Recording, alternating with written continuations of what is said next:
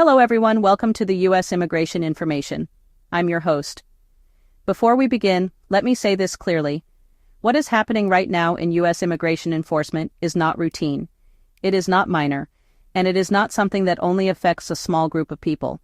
This is one of the most dramatic shifts in detention levels in modern history, and it is already reshaping communities across the country.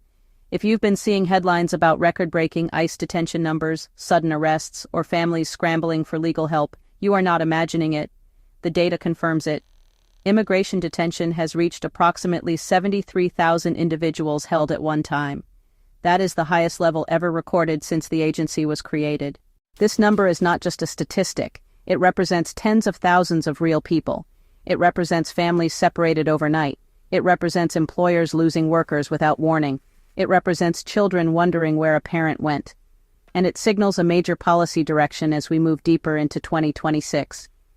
Let's break down what is happening, why detention levels have surged so quickly, who is most affected, and what this means for immigrants and families right now. Over the past year, enforcement operations have expanded significantly. Internal Department of Homeland Security data, cited by major news organizations, shows that arrests increased steadily through late 2025 and into early 2026. If you're new to the channel, make sure to hit that subscribe button and turn on notifications so you never miss a crucial immigration information. With expanded arrest authority and additional funding for detention capacity, ICE has been able to scale operations nationwide. What makes this surge especially significant is the speed. Only a year ago, detention levels were tens of thousands lower. Since then, more facilities have been contracted. County jails have been used to hold immigration detainees. Temporary sites have been activated. In some instances, military facilities have been used as short-term holding locations. That alone tells you the scale of what we're seeing. Now, let's talk about who is actually being detained. Federal data indicates that, roughly, about 2/3 of those currently in detention are single adults.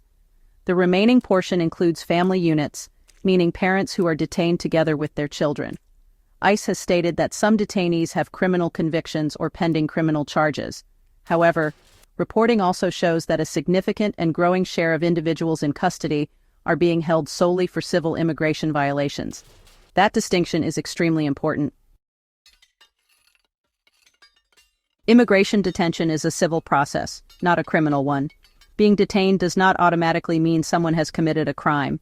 Many detainees are asylum seekers. Some are long-term residents with deep ties to their communities. Others may still be eligible for legal relief.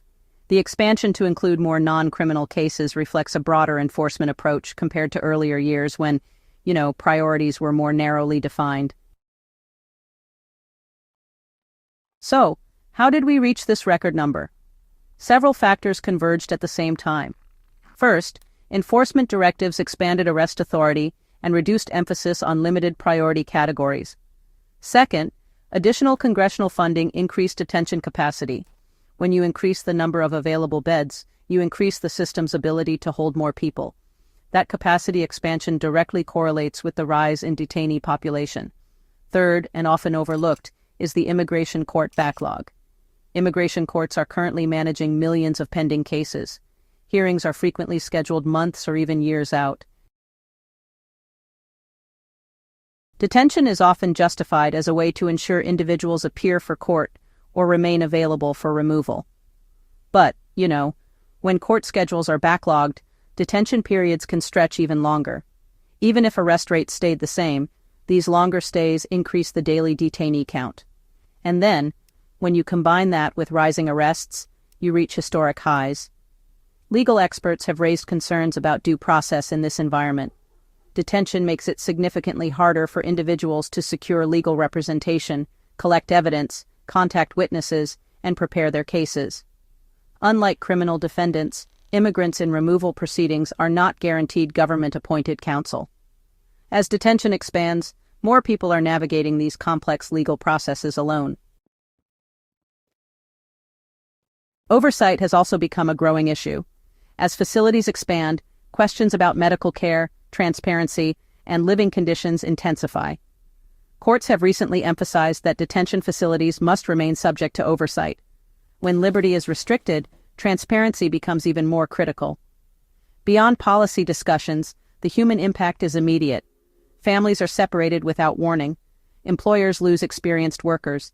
Children face uncertainty and emotional stress. Community organizations report rising demand for emergency assistance, housing support, legal referrals, and mental health services. Reports of deaths in custody have also renewed scrutiny on detention conditions. Federal officials state that standards are followed and incidents are reviewed. However, as detainee numbers increase, so does public attention on healthcare capacity and facility oversight. It is important to understand what detention does and does not change. Being detained does not erase legal rights. Individuals in custody can still apply for asylum, request bond hearings in many cases, seek cancellation of removal, or pursue other legal relief if eligible. However, detention makes each of those steps more difficult and more stressful. Attorneys emphasize preparation in this climate. Knowing your rights matters. Families are advised to keep important documents accessible. Emergency contact plans are strongly encouraged. Understanding how to locate someone in ICE custody can make a significant difference during critical first hours and days. As we look ahead, policymakers and courts will closely monitor whether detention levels stabilize or continue rising. A detainee population of 73,000 raises questions about cost, humanitarian standards, long-term effectiveness, and system sustainability. Regardless of political views, one fact is clear. U.S. immigration enforcement in early 2026 is operating at an unprecedented scale for immigrants and families. Awareness is not panic, it is preparation. That's why a U.S. immigration information will continue tracking these developments closely. We provide updates on visitor visas such as B1 and B2, work visas including L1A, L1B, and H1B, student visas, green cards, immigrant visas like EB1, EB2, EB3, EB4, and EB5, as well as family-based immigration. If this update helped you understand what is really happening behind the headlines, make sure you subscribe to BIP US Immigration Information and turn on notifications so you don't miss important immigration developments as 2026 unfolds. Thank you for watching. Stay informed, stay prepared, and we will see you in the next update.